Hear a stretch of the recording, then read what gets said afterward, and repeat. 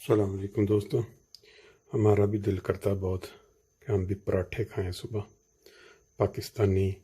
ہو کے ٹیسٹ ہمارا بھی بالکل وہی ہے، پراٹھے اور انڈے اور دوسری۔ لیکن جب سے یہ آفت دنیا پہ ڈلی ہوئی ہے، اپنا ٹیسٹ چینج کیا۔ آپ بھی کوشش کر کے دیکھیں، اس میں 8-10 فروٹس نٹس ہیں، مونگ پھلی، اخروٹ، بادام، اور پھر وہ جو دوسرا بازاروں سے جو آپ کے پاس اویلیبل ہے اس کو ٹرائی کریں۔ آج کل پراٹھوں سے پرہیز کریں اور اس کے ساتھ صبح ناشتہ کریں، اور پھر اللہ کی دی ہوئی ان خوبصورت نظاروں کا مزہ لینے کے لیے باہر نکلیں آدھا پونا گھنٹہ، پھر خدا پہ چھوڑ دیں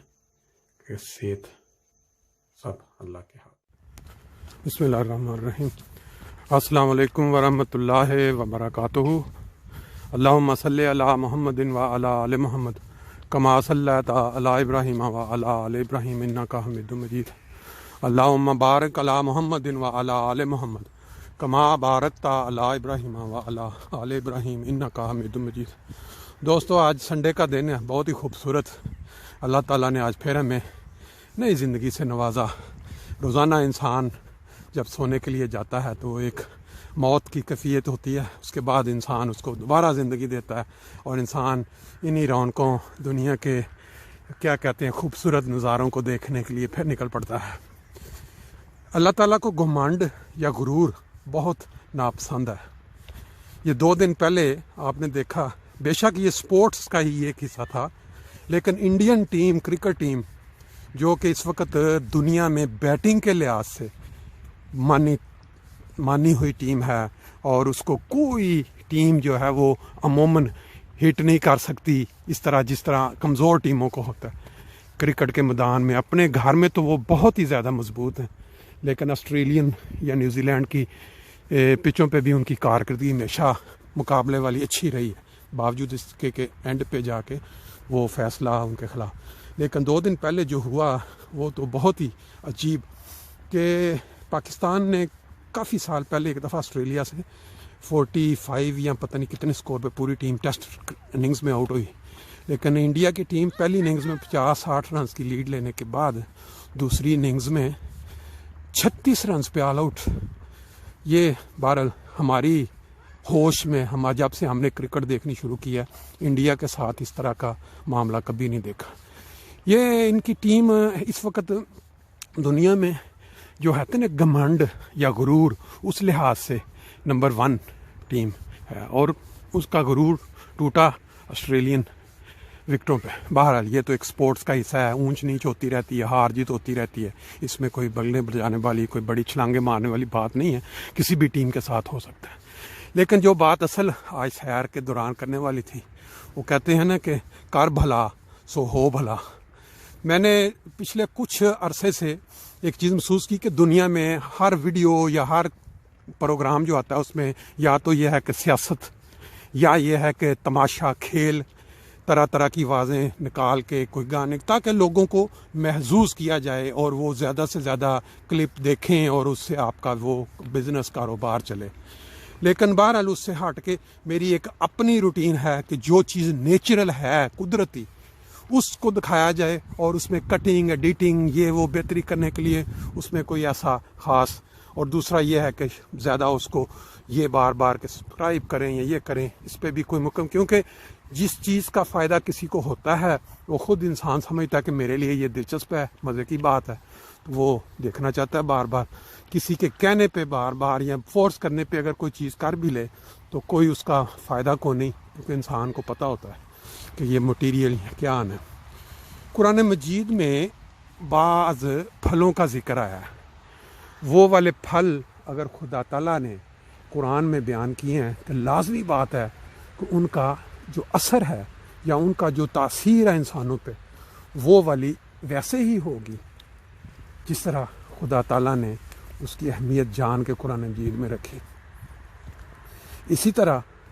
انسانی زندگی کا ایک، جیسے اللہ تعالیٰ نے وقت مقرر کر دیا، ایک ٹائم فکس کر دیا، نمازوں کا بھی 5 ٹائم فکس کیے ہیں اللہ تعالیٰ نے دن کے اندر۔ نمازیں تو انسان آگے پیچھے जमा तफरीक कर लेता है, लेकिन ये जो मौत या जाने की जो घड़ी है इसके अंदर कोई छूट नहीं है। जो मुकर्रर है उस पर इंसान ने जाना ही जाना है। तो उस तक पहुंचने के लिए बाज़ औक़ात इंसान अपनी आदत या अपनी बुरी जो डाल लेता है ना आदतें, बैठे रहना,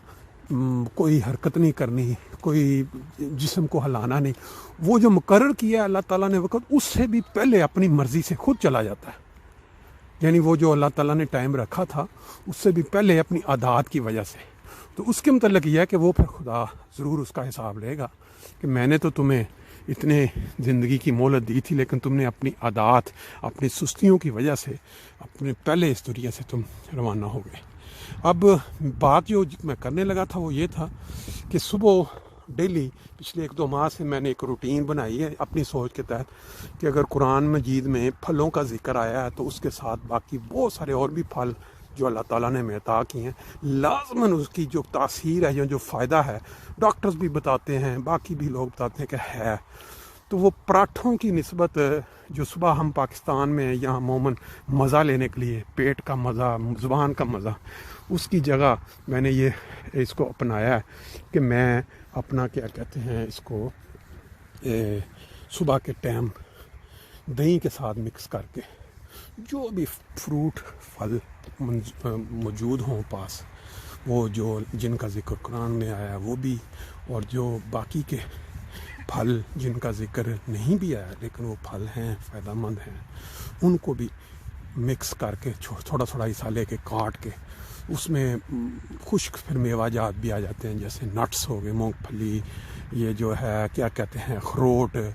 फिर बाकी की ये बड़ी इधर मिलती हैं सूखे। आप मार्केट में चले जाएं तो तरह तरह के ऐसे फल भी हैं जिनका हमें नाम ही नहीं आता, लेकिन उसमें ज़रूर कोई ना कोई अफादियत ज़रूर है। तो मैंने अपने तौर पे ये सोच के इसको शुरू किया है 2 महीने से कि सुबह भारी नाश्ता करने के बजाय उसको बारीक बारीक काट के आधा आधा हिस्सा ले लिया हर फल में से, तो वो जो नट्स वगैरह भी मिले उसमें ऊपर दही डाला, और फिर आप आराम से उसको एंजॉय करें, और एंजॉय करके उसके बाद फिर आपने चाय का कप पिया।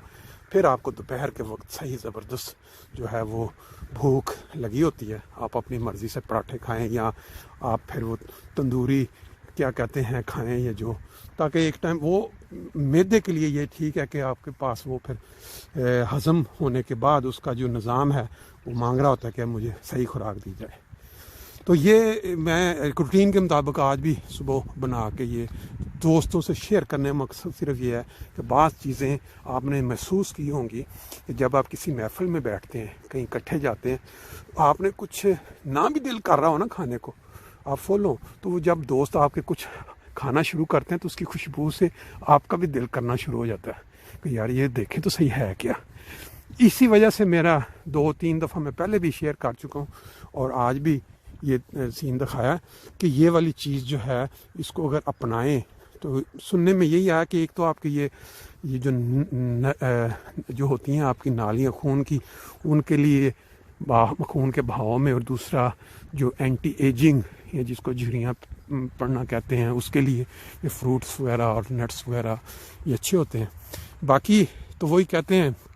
कि हर चीज़ खुदा ताला के हाथ में है।